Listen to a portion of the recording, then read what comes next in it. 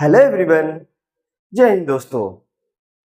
तो दोस्तों, मैं फिर से एक बार आपकी सेवा में हाजिर हूँ एक के नई एनर्जी, नई शुरुआत के साथ। और आज की जो शुरुआत होगी, यह शुरुआत होगी सिंधु घाटी की सभ्यता। अब सिंधु घाटी की सभ्यता किनके लिए है, तो यहाँ पे थंबनेल के माध्यम से आप देख सकते हैं कि क्लास 12 आर्ट्स के जितने भी स्टूडेंट हैं उनके लिए है। यानी जिन लोगों का आर्ट्स विषय में इतिहास विषय रहा होगा, उन लोगों के लिए ही ये वीडियो काफी महत्वपूर्ण साबित होगी। तो आज हम इस वीडियो के माध्यम से सीखेंगे कि सिंधु घाटी की सभ्यता है क्या। यानी कुछ महत्वपूर्ण ऑब्जेक्टिव प्रश्न लेकर के आए हुए हैं, यानी वस्तुनिष्ठ प्रश्न लेकर के आए हैं। और इस क्वेश्चन के माध्यम से हम देखेंगे सिंधु घाटी सभ्यता के बारे में। तो दोस्तों, हम अपनी सेशन को शुरुआत कर रहे हैं और शुरुआत करने से पहले थोड़ी सी हम जानकारी लेंगे कि सिंधु घाटी की सभ्यता क्या है। तो अगर हम लिखें कि सिंधु घाटी की सभ्यता, सिंधु घाटी की सभ्यता, तो यह एक ऐसी सभ्यता है जो पूरी तरह से विलुप्त हो चुकी है। कैसी विलुप्त हो चुकी है? यह सभ्यता कहाँ पे पाई जा रही है? तो यह सभ्यता भारत के उत्तर और पश्चिम वाले क्षेत्र में पाई जाएगी। यानी भारत के किस क्षेत्र में? तो उत्तर और पश्चिम के क्षेत्र में पाई जाएगी। क्या आप इतनी बातें समझ पाए? उत्तर और पश्चिम, ठीक है। यानी अगर हम बोले कि सिंधु घाटी सभ्यता भारत के किस क्षेत्र में पाई जाती है, तो उत्तर और पश्चिम के क्षेत्र में पाई जाती है। अगर हम बात करें कि उत्तर और पश्चिम कैसे हुई, तो यहाँ पे अगर हम मैप के माध्यम से अगर हम सीखें, अगर हम मैप के माध्यम से अगर हम सीख लें,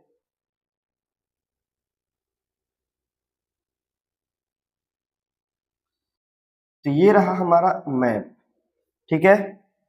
यानी अगर हम बात करें मैप के माध्यम से हम सीख रहे हैं, ठीक है। यानी ये भारत का मैप रहा। तो ये भारत का जो मैप है, तो ये रहा नॉर्थ, ये रहा नॉर्थ, ये रहा साउथ, ये रहा ईस्ट और ये रहा वेस्ट। तो ये वाला जो क्षेत्र है ना, ये वाला जो क्षेत्र है, इस क्षेत्र में ही सिंधु घाटी की सभ्यता पाई जा रही है, ठीक है। यानी ये वाला जो क्षेत्र है, इस क्षेत्र में सिंधु घाटी की सभ्यता पाई जा रही है। क्या आप इतनी बातों को समझ पाए? तो अगर हम बात करें इसका विस्तार कहाँ कहाँ पे है, तो इसका जो विस्तार है भारत, पाकिस्तान और अफगानिस्तान। कहाँ पे है? भारत, पाकिस्तान और अफगानिस्तान के क्षेत्र में ये क्षेत्र क्या है? विस्तार है, ठीक है दोस्तों। तो आज हम यहाँ पे वस्तुनिष्ठ प्रश्न लाए हैं। तो हम ऐसा करते हैं, वस्तुनिष्ठ प्रश्न के माध्यम से यानी हम देख लेते हैं कि सिंधु घाटी सभ्यता का विस्तार कैसे हुआ, क्योंकि ये तो थ्योरी क्लास है नहीं। तो यहाँ पे सिंधु घाटी की सभ्यता हमने, ये अगर थ्योरी क्लास होती तो हम यहाँ पे बताते कि सिंधु घाटी सभ्यता में उत्तर, दक्षिण, पूर्व, पश्चिम में कौन कौन से क्षेत्र तक फैला हुआ है। तो होता है, यानी ये भारत है, पाकिस्तान है और ये क्या है? अफगानिस्तान, ठीक है। अफगानिस्तान के क्षेत्र में ये सिंधु घाटी की सभ्यता पाई जा रही है। यानी 3 देश के बारे में, ठीक है। क्वेश्चन के माध्यम से हम देखते हैं, समझाएंगे। क्वेश्चन के माध्यम से हम बात करेंगे, क्योंकि ये थ्योरी क्लास नहीं है, ये ऑब्जेक्टिव टाइप का क्लास है। तो हम देखेंगे, यहाँ पे देखें कि सिंधु घाटी सभ्यता की खोज कब हुई, ठीक है। पहला क्वेश्चन, यानी पहला क्वेश्चन कह रहा है सिंधु घाटी सभ्यता की खोज कब हुई। ऑप्शन देखें, ऑप्शन के माध्यम से ही हम जाएंगे। ऑप्शन यहाँ पे हम देखते हैं, तो यहाँ पे है 1901, 1921, 1857, 1947। तो यहाँ पे देखें 1947 तो होगा नहीं, 1857 होगा नहीं। 2 ऑप्शन है यहाँ हमारे पास, 1901 है और 1921 है। तो हम यहाँ पे देखेंगे कि 1921 में दयाराम साहनी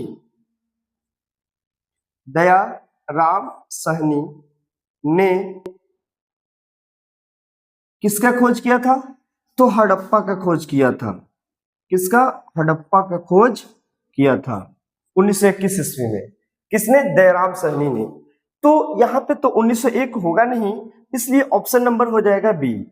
ठीक है, अब थोड़ा सा ध्यान देंगे। क्वेश्चन कर रहा है सिंधु घाटी सभ्यता की खोज कब हुई? वेन, यानी कब हुआ। तो कब हुआ? तो 1921 में हुआ।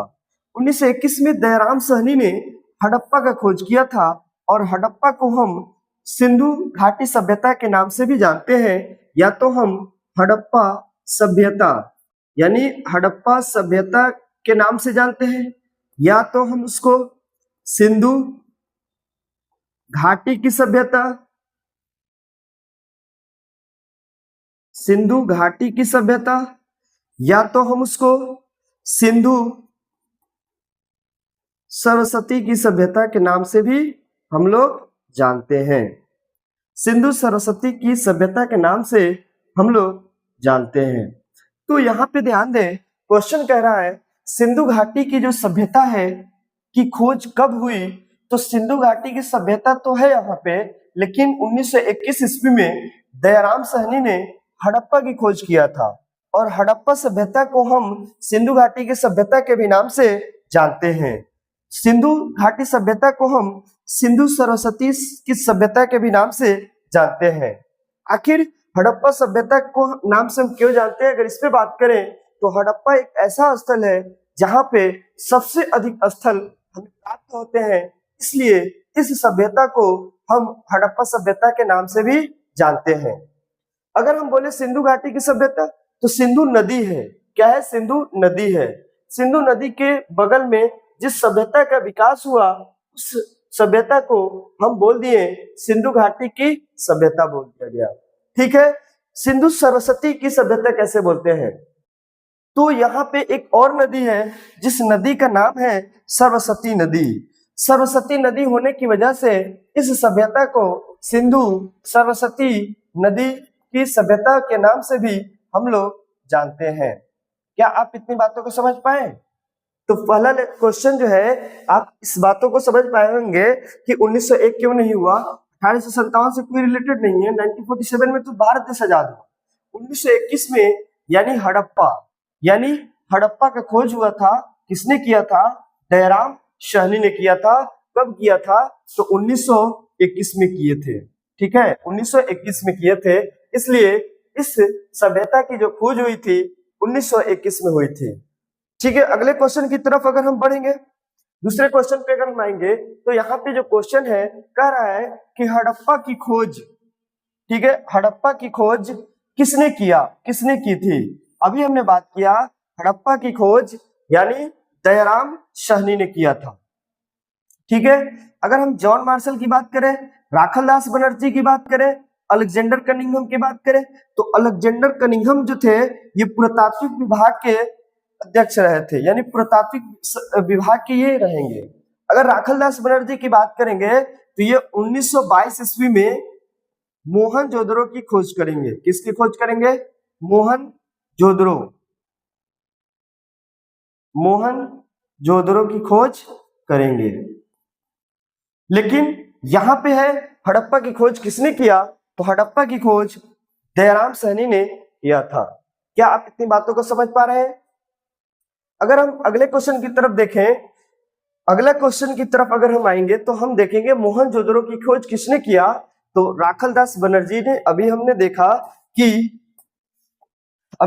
कि मोहनजोदड़ो की खोज 1922 ईस्वी में राखलदास बनर्जी ने किया।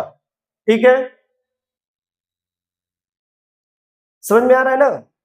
अगर हम अगले सवाल की तरफ बढ़ेंगे, सिंधु सभ्यता को किस युग के नाम से जाना जाता है? अगर हम बात करें सिंधु सभ्यता को किस युग के नाम से जाना जाता है, यहाँ पे है पाषाण युग, कांस्य युग, लौह युग, मध्यकाल। तो मध्यकाल तो होगा नहीं, लौह युग हो सकता है, कांस्य युग हो सकता है, पाषाण युग होगा नहीं। पाषाण युग बहुत पहले के काल है, यानी हम देखते हैं, यानी हम देखते हैं नवपाषाण काल, मध्यपाषाण काल और पुरापाषाण काल। उस काल को यानी हम पाषाण युग के नाम से जानते हैं, लेकिन जब हम लौह युग में आते हैं तो लौह युग की जो खोज हुई थी यह हुई थी वैदिक काल में। किस काल में? वैदिक काल में। तो यहाँ पे जो ऑप्शन दिया, क्वेश्चन दिया हुआ है, कह रहे सिंधु सभ्यता की खोज किस युग की थी? तो यहाँ पे देखें पाषाण युग, कांस्य युग, मध्यकाल। तो मध्यकाल तो हमने पहले ही हटा दिया, प्राचीन काल, मध्यकाल, आधुनिक काल, तो मध्यकाल से इसका कोई संबंध नहीं है। लौह युग की अगर बात करेंगे तो वैदिक काल में लोहे की खोज होती है, इसलिए उस काल को लौह युगीन काल के नाम से हम लोग जानते हैं। ठीक है, तो यहाँ पे पाषाण युग होगा नहीं, तो इसलिए इसका जो ऑप्शन होगा वह ऑप्शन क्या होगा? वह ऑप्शन होगा कांस्य युगीन सभ्यता। तो क्या आप मेरी बातों को समझ पाए कि ये लौह युग क्यों नहीं हुआ? लौह युग इसलिए नहीं हुआ क्योंकि इस काल में यह वैदिक काल से संबंध है। ठीक है, यह वैदिक काल से संबंध है। लेकिन ये जो आंसर होगा बी नंबर आंसर होगा, बी फॉर बॉम्बे, कांस्य युगीन सभ्यता है। क्या आप इतनी बातों को समझ पाए? अगले क्वेश्चन की तरफ बढ़े।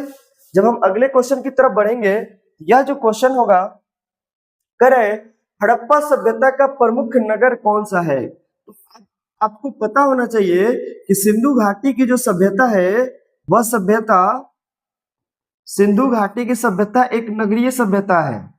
ठीक है, सिंधु घाटी की सभ्यता कैसे सभ्यता है? तो नगरीय सभ्यता है, यानी शहरीय सभ्यता है, नगरीय सभ्यता। यहाँ पे ध्यान दें, कह रहे ऑप्शन में कि हड़प्पा सभ्यता का प्रमुख नगर यानी प्रमुख शहर कौन सा है? तो पाटलिपुत्र। तो पाटलिपुत्र जो है यह मगध वंश के जब शासन रहते हैं उस वक्त पाटलिपुत्र जो होता है यह प्रमुख नगर रहता है। क्या रहता है? प्रमुख नगर रहता है। अगर हम बात करें उज्जैन, तो ये उज्जैन होगा नहीं। उज्जैन कहाँ है? यूपी में है। वाराणसी ये भी कहाँ है? यूपी में, होगा ही नहीं। इसलिए ये ए हुआ नहीं, बी नहीं हुआ, बी सी नहीं हुआ, डी नहीं हुआ, तो इसलिए क्या होगा? बी फॉर बॉम्बे, यानी मोहनजोदड़ो। क्या आप मेरी बातों को समझ पा रहे हैं? हमने बोला हड़प्पा सभ्यता का प्रमुख नगर कौन सा है? तो मोहनजोदड़ो है। क्या आप इस बात को समझ पा रहे हैं ना? सिंधु घाटी सभ्यता कैसी सभ्यता थी? तो सिंधु घाटी सभ्यता एक नगरीय सभ्यता थी। ठीक है, अगले क्वेश्चन की तरफ बढ़े। जब हम अगले क्वेश्चन की तरफ बढ़ेंगे, अब कह रहा है ग्रेट बाथ। एक क्वेश्चन है, ग्रेट बाथ कहाँ से मिलता है? तो ग्रेट बाथ हड़प्पा से मिलता है, लोथल से मिलता है, मोहनजोदड़ो से मिलता है, कालीबंगा से मिलता है। तो इसका जो आंसर होगा सी आंसर होगा मोहनजोदड़ो। मोहनजोदड़ो का खोज राखलदास बनर्जी ने 1922 ईस्वी में किया था। ठीक है, 1922 ईस्वी में किया था। और मोहनजोदड़ो से जो हमें प्रमाण मिलते हैं वो प्रमाण महान स्नानागार, क्या मिलते हैं? महान स्नानागार। यहां से क्वेश्चन पूछता है स्नानागार। ठीक है, महान स्नानागार कहां से मिलता है? 1922 ईस्वी में मोहनजोदड़ो से प्राप्त होती है। ठीक है, अगला क्वेश्चन, सिंधु घाटी सभ्यता की लिपि, ठीक है, लिपि कैसी थी? ठीक है, सिंधु घाटी सभ्यता की लिपि कैसी थी? लिपि की बात हो रही है ना, तो यहाँ पे देखे ऑप्शन देखे, पहले पढ़ी जा चुकी थी, आंशिक पढ़ी गई, अपठित, संस्कृत में। तो सिंधु घाटी सभ्यता की लिपि तो संस्कृत में थी ही नहीं। अगर हम बात करें पढ़ी जा चुकी थी, तो अगर हम बात करें सिंधु घाटी की सभ्यता जो है आद्य ऐतिहासिक काल में माना जाता है कि सिंधु घाटी सभ्यता जो है आद्य ऐतिहासिक काल से संबंध रखता है। आद्य ऐतिहासिक काल उस कालखंड को कहते हैं जिस काल में लिखा तो गया था लेकिन पढ़ा नहीं गया था। लिपि का विकास तो हुआ था लेकिन उस लिपि को पढ़ा ही नहीं गया था, इसलिए हम बोलेंगे सी फॉर चाइना, यानी ए फॉर एप्पल नहीं आंसर हुआ। पढ़ी जा चुकी थी ये तो हुआ ही नहीं, आंशिक पढ़ी गई, आंशिक का मतलब थोड़ा सा पढ़ा गया थोड़ा सा छोड़ दिया गया, ऐसा तो हुआ ही नहीं, यानी अपठित थी। कैसी थी? अपठित। तो इसका सी फॉर चाइना आंसर होगा। ठीक है जी, सिंधु घाटी सभ्यता की लिपि कैसी थी? तो अपठित थी। इस बात को आप समझ गए, क्योंकि यह आद्य ऐतिहासिक काल से संबंध रखता है, और आद्य ऐतिहासिक काल जो होते हैं उस काल में लिखा तो गया था लेकिन पढ़ा नहीं गया था, लिपि का विकास हुआ था, लेकिन उस लिपि को पढ़ा ही नहीं गया था। ठीक है, अगले क्वेश्चन की तरफ अगर हम बढ़ेंगे, सिंधु घाटी सभ्यता के लोग किस धातु से परिचित नहीं थे। देखिए यहाँ पे एक जो क्वेश्चन कर रहा है नहीं, यानी निगेटिव आंसर है ना, निगेटिव क्वेश्चन है ना, यानी निगेटिव। तो अब इसमें हम क्या ढूंढेंगे, निगेटिव, कि निगेटिव कौन है। क्या सिंधु सभ्यता के लोग सोना से परिचित थे, तो आप बोलेंगे यस सर। चांदी से परिचित थे, तो यस सर। तांबा से परिचित थे, तो यस सर। लेकिन क्या लोहा से परिचित थे, तो नहीं सर, क्योंकि लोहा में अभी हमने बताया कि लोहे की जो खोज हुई थी वैदिक काल में हुआ था, वैदिक काल। और अभी हम लोग किस काल में है, तो सिंधु घाटी सभ्यता में है। और देखेंगे लोहे के धातु से परिचित ये लोग नहीं थे। ठीक है जी, यानी वैदिक काल से ये संबंध रखता है। ठीक है, क्या आप इस बातों को समझ पाए। तो ये पूछ रहा है नहीं, तो इसलिए नहीं तो भाई नहीं। क्या आप इतनी बातों से सहमत है। क्या हमने 8 क्वेश्चन कराए और 2 क्वेश्चन करा लेते हैं, फिर फीडबैक लेते हैं। कह रहे लोथल किसके लिए प्रसिद्ध, किस लिए प्रसिद्ध है। कह रहे प्रसिद्ध, फेमस, यानी आखिर लोथल जो है फेमस क्यों है। तो बात है मंदिर की। तो सिंधु घाटी सभ्यता में मंदिर का साक्ष्य हमें नहीं प्राप्त होता है। ठीक है जी, तो ये तो होगा। ठीक है, महल, महल से कोई मतलब नहीं, किला से कोई मतलब नहीं। यहाँ पे है बंदरगाह। लोथल जो स्थल है वह कहाँ पे है, तो गुजरात में। ठीक है, कहाँ पे है, गुजरात में। तो यहाँ पे क्या है, लोथल जो है, यानी अगर हम बात करें, ये गुजरात है। ठीक है, यहाँ पे तो गुजरात जो है ये अरब सागर से क्या है, जुड़ा हुआ है। ठीक है, ये अरब सागर से जुड़ा हुआ है। तो यहाँ पे क्या था, एक बंदरगाह। क्या था, बंदरगाह। यहाँ से व्यापार होते थे मेसोपोटामिया, यहाँ पे इराक के जगह है, मेसोपोटामिया में व्यापार होते थे। कहाँ से, यानी सिंधु से व्यापार कहाँ होते थे, मेसोपोटामिया में। तो अब जाने के लिए ये अरब सागर है, यहाँ से यहाँ जाने के लिए क्या इन्हें नाव की जरूरत पड़ेगी ना। तो नाव की जब जरूरत पड़ेगी तो आप बताए ना, जब यहाँ पे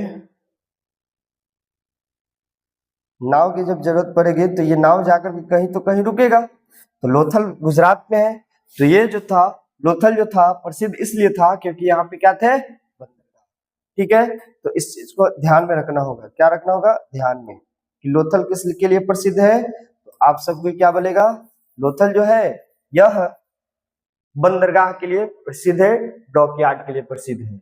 अगले क्वेश्चन की तरफ मूव करते हैं। और जब हम अगले क्वेश्चन की तरफ आएंगे तो सिंधु सभ्यता की मुख्य फसलें कौन कौन सी है। तो सिंधु सभ्यता की मुख्य फसल जो है गेहूं और जौ है। क्या है, गेहूं और जौ है। ठीक है, गेहूं और जौ। ठीक है, तो इसमें देखिए ऑप्शन क्या करें, चावल नहीं, गेहूं है, मक्का नहीं, गन्ना नहीं।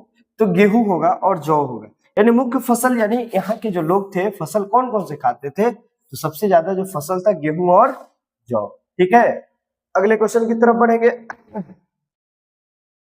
तो 10 क्वेश्चन हो गए। क्या आप 10 क्वेश्चन को अच्छा से समझे। अगर 10 क्वेश्चन को अगर आप अच्छा से समझ गए तो फिर हम अगले क्वेश्चन की तरफ मूव करते हैं।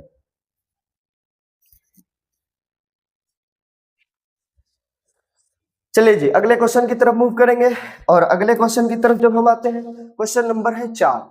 कह रहे कालीबंगा किस नदी के किनारे स्थित है। तो कालीबंगा जो है गंगा नदी के किनारे नहीं है, यमुना नदी के किनारे नहीं है, सिंधु नदी के किनारे नहीं है, घग्गर नदी के किनारे है। अगले क्वेश्चन की तरफ चलेंगे। जब हम अगले क्वेश्चन की तरफ चलते हैं, कह रहे हैं सिंधु घाटी सभ्यता में मकान किसके बने होते थे। यानी सिंधु घाटी सभ्यता में जो मकान बने होते थे, आखिर वह मकान किसके बने होते थे। तो यहाँ पे ऑप्शन देखें, लकड़ी। अच्छा, पहले आते हैं मकान के पास। अगर हम बोले सिंधु घाटी सभ्यता जो थी एक नगरीय सभ्यता थी। कैसी सभ्यता थी, नगरीय सभ्यता थी, ग्रामीण सभ्यता नहीं थी। लेकिन वैदिक काल कैसे सभ्यता थी, तो ग्रामीण सभ्यता थी। तो यहाँ पे ये नगरीय सभ्यता है, ग्रामीण सभ्यता नहीं है। तो अब देखें कि नगर का जो घर होता है वह ईंट का होता है। और कैसा ईंट होगा, तो पक्का ईंट होगा। ठीक है, कैसा ईंट, पक्के ईंट। ठीक है जी, पक्के ईंट का मकान बनेगा। तो यहाँ पे हम देखेंगे पक्के ईंट। क्योंकि नगर और ग्रामीण में जो घर बनता है ना, वो घर कच्चे मकान भी बना दिए जाते हैं, कच्चे मकान। ठीक है, तो यहाँ पे देखें, कह लकड़ी, कच्ची ईंट, पक्की ईंट, पत्थर। तो यहाँ पे ऑप्शन क्या होगा? सी। लकड़ी तो होगा नहीं क्योंकि ग्रामीण तो है नहीं।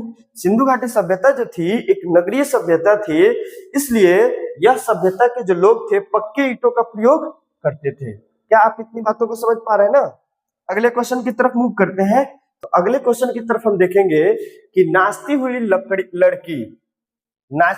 लड़की की मूर्ति कहां से प्राप्त होती है? ठीक है, अगर हम बात करें कि नाचती हुई लड़की जो है की मूर्ति कहां से प्राप्त होती है, क्या हड़प्पा से प्राप्त होती है? तो बोलेंगे नहीं। लोथल से? नहीं। कहां से प्राप्त होगी? तो मोहनजोदड़ो से प्राप्त होगी। कहां से प्राप्त होगी? मोहनजोदड़ो से प्राप्त होती है।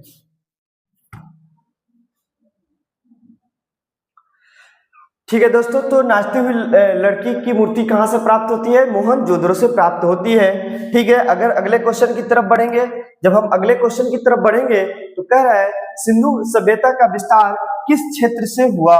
यानी सिंधु सभ्यता का जो विस्तार है किस क्षेत्र से हुआ? तो हम देखेंगे कि ये है नॉर्थ और ये है साउथ। ठीक है, ये है वेस्ट और ये है ईस्ट। तो नॉर्थ, साउथ, ईस्ट, वेस्ट। ठीक है, तो यहां पे देखें, अगर हम बात करें कि ये है जम्मू कश्मीर, ठीक है, ये है महाराष्ट्र, ये है यूपी और ये है बलूचिस्तान, यानी हम इसको पाकिस्तान भी बोल सकते हैं।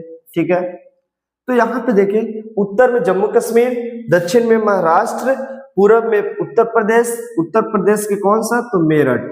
ठीक है, यानी मेरठ की बात कर रहा है, और वेस्ट पश्चिम में पाकिस्तान यानी बलूचिस्तान। तो अब यहाँ पे देखें, कर है कि सिंधु सभ्यता का विस्तार किस क्षेत्र में हुआ? तो केवल भारत? तो भारत तो हुआ नहीं, क्योंकि हमने 3 देश का नाम शुरू में लिया था, भारत है, पाकिस्तान है, ठीक है, भारत है, पाकिस्तान है और अफगानिस्तान है। ठीक है, तो अफगानिस्तान है यहाँ पे, ध्यान दें, ये 3 देश में फैला हुआ है, तो केवल भारत तो गलत हो गया। ठीक है, अगर हम बोले कौन सा है, तो यहाँ पे ध्यान दें, तो गलत। केवल पाकिस्तान सही है? नहीं, केवल पाकिस्तान सही कैसे हो? केवल पाकिस्तान भी गलत। भारत और पाकिस्तान क्या है? सही है, क्योंकि भारत में भी है और पाकिस्तान में भी है। अगर अफगानिस्तान भी देता तो सही। अब एशिया, करे एशिया पूरा में कैसे होगा? एशिया तो बहुत बड़ा है ना, ये तो बस 3 ही देश में फैला हुआ है, भारत, पाकिस्तान, अफगानिस्तान। ठीक है, आगे बढ़े हैं, चलिए जी अगले क्वेश्चन की तरफ चलते हैं। तो अगले क्वेश्चन में हम देखते हैं कि यज्ञ वेदी का प्रमाण कहां से मिलता है? ठीक है जी, यानी यज्ञ वेदी का प्रमाण कहां से मिलता है? यानी अगर हम बात करें यज्ञ वेदी का प्रमाण कहां से मिलता है, तो इसका आंसर क्या होगा? इसका आंसर होगा, क्या होगा? कालीबंगा होगा। क्या होगा जी? यज्ञ वेदी का प्रमाण हमें कहां से मिलता है? तो कालीबंगा से मिलता है। तो इसका आंसर क्या होगा? यज्ञ वेदी का प्रमाण कालीबंगा से मिलता है। मोहनजोदड़ो से ग्रेट बात यानी महान स्नानागार प्राप्त होता है। लोथल से हम देखते हैं, लोथल से हमें क्या मिलता है? तो लोथल से एक गोदीवारा मिलता है, जहां पे हम देखते हैं कि बंदरगाह, यानी गोदीवारा को हम क्या बोलेंगे? बंदरगाह। हड़प्पा से जूते हुए खेल का साक्ष्य हमें प्राप्त होते हैं। तो यहाँ पे अगर हम 16 नंबर क्वेश्चन की तरफ बढ़ेंगे, तो 16 नंबर क्वेश्चन में हम देखेंगे धौलावीरा किस राज्य में स्थित है?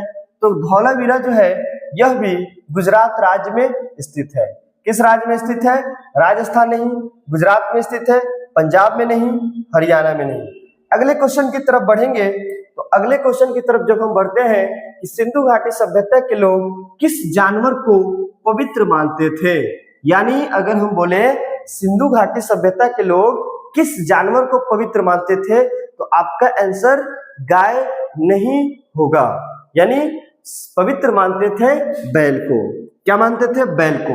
बैल को इसलिए पवित्र माना जाता था कि सिंधु घाटी सभ्यता में अधिकांश जो मोहरे प्राप्त हुई थी वह मोहरे पे बैल का चित्र था। इसलिए कहा जाता है कि सिंधु घाटी सभ्यता के जो लोग थे वह बैल को पवित्र मानते थे, उस आधार पे कहा जाता है। ठीक है दोस्तों, तो हम आगे बढ़ जाएं। यानी सिंधु सभ्यता के लोग किस जानवर को पवित्र मानते थे, तो वह होगा बैल।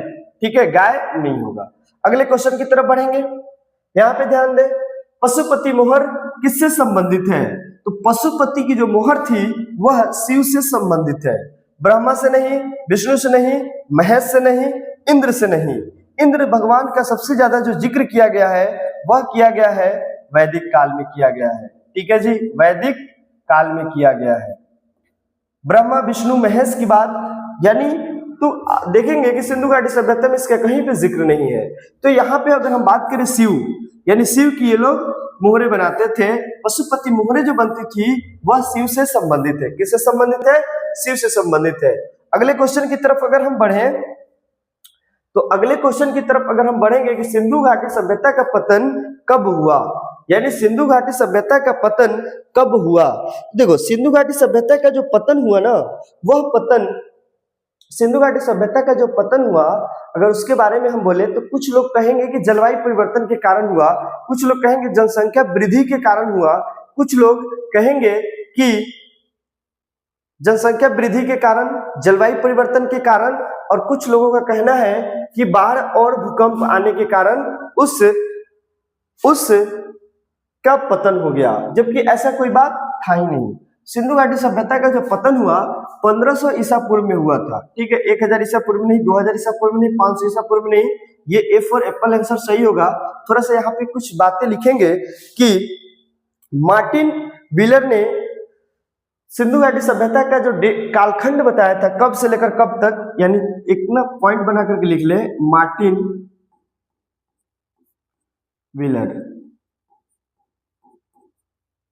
मार्टिन व्हीलर ने इसका कालखंड को इसने बताया था मार्टिन व्हीलर्स। ठीक है, मार्टिन व्हीलर्स ने बताया था 2500 बीसी से लेकर 1500 बीसी तक। क्या बताया था? 2500 बीसी से लेकर 1500 बीसी तक।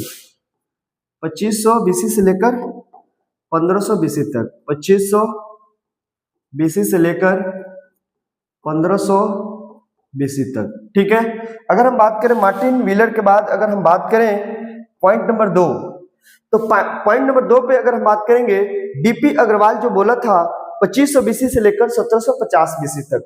ठीक है, डीपी अग्रवाल, नाम क्या है? डीपी अग्रवाल। देखो ये ना पतन है, तो यहाँ पे थोड़ा सा डेट देख लेंगे। अग्रवाल 2500 बीसी से लेकर 2500 बीसी से लेकर 2500 बीसी से लेकर 1750 बीसी। ठीक है, अगर हम तीसरे पॉइंट की अगर हम बात करें, जॉन मार्शल के अनुसार, यानी जॉन मार्शल के अनुसार अगर हम बात करेंगे, जॉन मार्शल, ये डेट ना याद होना चाहिए। जॉन मार्शल के अनुसार 3250। ठीक है जी, यानी 3250 से लेकर 1750 बीसी तक, यानी 3250 बीसी से लेकर 1750 बीसी तक इन्होंने कालखंड बताया था। अगर हम जॉन मार्शल की बात करें, अब हम मैके के अनुसार अगर हम बात करें तो 2800 बीसी से लेकर 2500 बीसी तक। मैके के अनुसार क्या होगा? मैके के अनुसार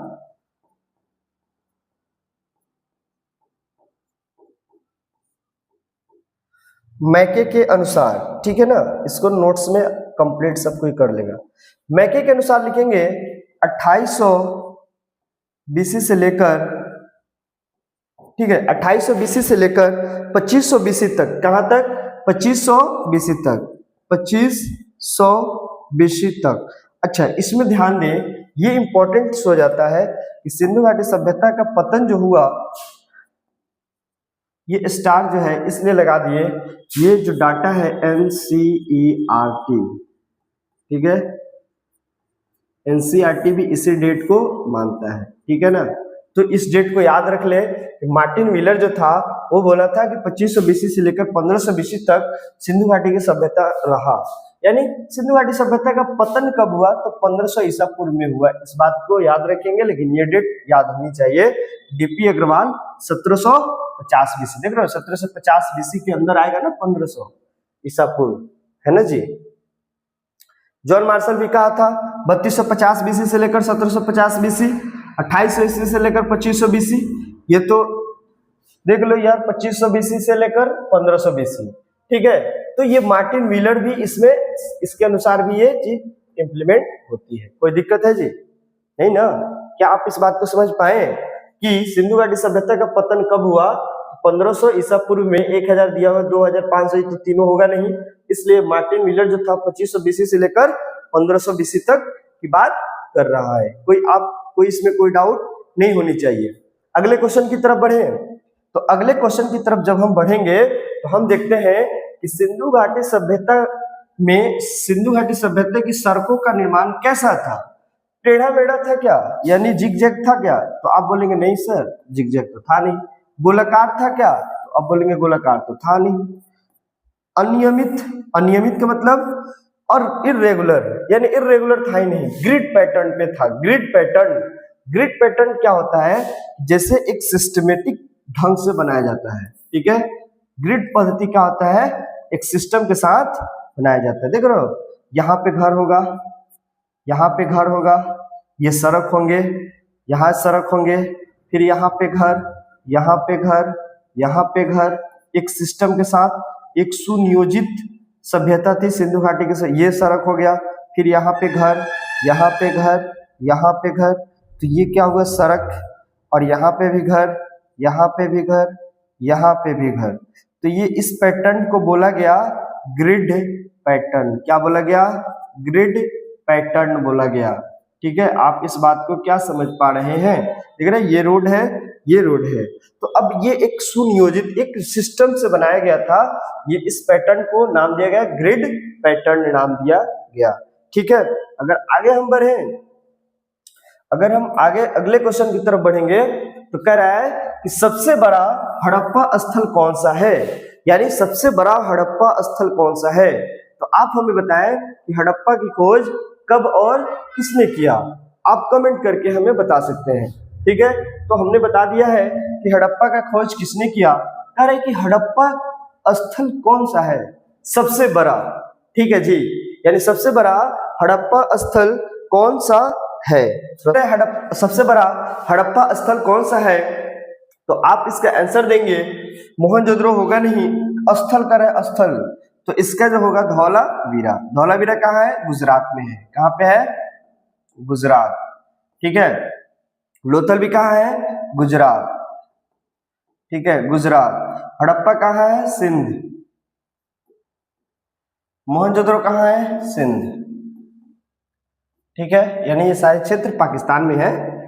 पाकिस्तान लिख दे, पाकिस्तान, कंफ्यूजन में नहीं रहना यार, ठीक है। चलिए अगले क्वेश्चन की तरफ बढ़ते हैं। अगले क्वेश्चन की तरफ जब हम बढ़ेंगे, हमने देखा सिंधु सभ्यता का व्यापार किससे होता था।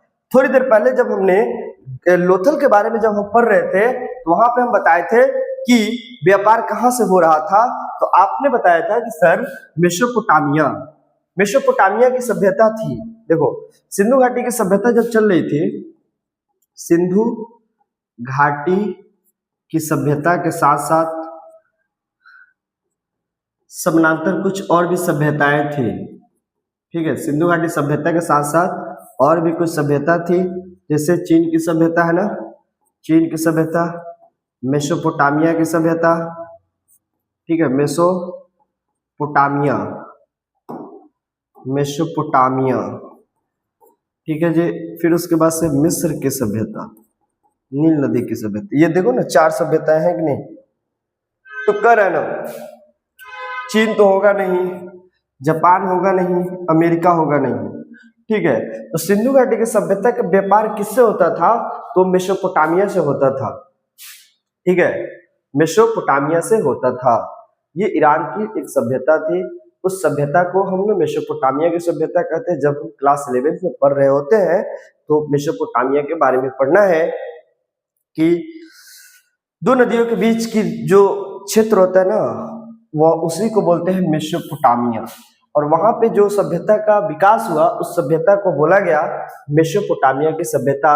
वही दजला और फरात नदी थी, दो नदी के बीच का जो स्थल था, उस स्थल पे जिस सभ्यता का विकास हुआ उसी सभ्यता को हम मेसोपोटामिया की सभ्यता के नाम से जानते हैं। ठीक है, अगले क्वेश्चन की तरफ अगर हम बढ़े, अन्नागार कहाँ से मिलता है, यानी अन्नागार कहाँ से मिलता है, तो अन्नागार जो है वह मिलेगा कहाँ से, तो हड़प्पा है, लोथल है, कालीबंगा है और धौलावीरा है। तो ये मिलेगा कालीबंगा से मिलेगा। अन्नागार का साक्ष्य जो है कालीबंगा से हमें प्राप्त होता है। ठीक है, अगले क्वेश्चन की तरफ बढ़ेंगे। जब अगले क्वेश्चन की तरफ जाएंगे, सिंधु सभ्यता के लोग किस वस्तु का उपयोग नाप तौल में करते थे, यानी सिंधु घाटी सभ्यता के जो लोग थे मापक के लिए, जैसे हम लोग आज 1 केजी चावल, 2 केजी चावल, 1 केजी चना, ये सब जो कुछ भी हम खरीदते हैं ये सारे कैसे खरीदते हैं, तो हम नाप तौल के लिए जिस चीज का प्रयोग करते थे उसे सिंधु घाटी सभ्यता के लोग पत्थर के बाट के नाम से पुकारते थे, लकड़ी नहीं, मिट्टी नहीं, लोहे नहीं। इसलिए 24 नंबर क्वेश्चन क्या आप समझ पाए? ठीक है, अगले क्वेश्चन की तरफ। और आज का ये हमें लग रहा है लास्ट क्वेश्चन है ना, इसके बाद कोई क्वेश्चन है नहीं? क्वेश्चन है, ठीक है जी। कर सिंधु घाटी सभ्यता का दूसरा नाम क्या है? क्या आप इस बात को बता पाएंगे? क्योंकि सिंधु घाटी सभ्यता का हमने सब नाम बता दिया, कौन कौन से नाम है हमने बोला था। 1 नंबर में सिंधु घाटी की सभ्यता, सिंधु घाटी की सभ्यता, ठीक है।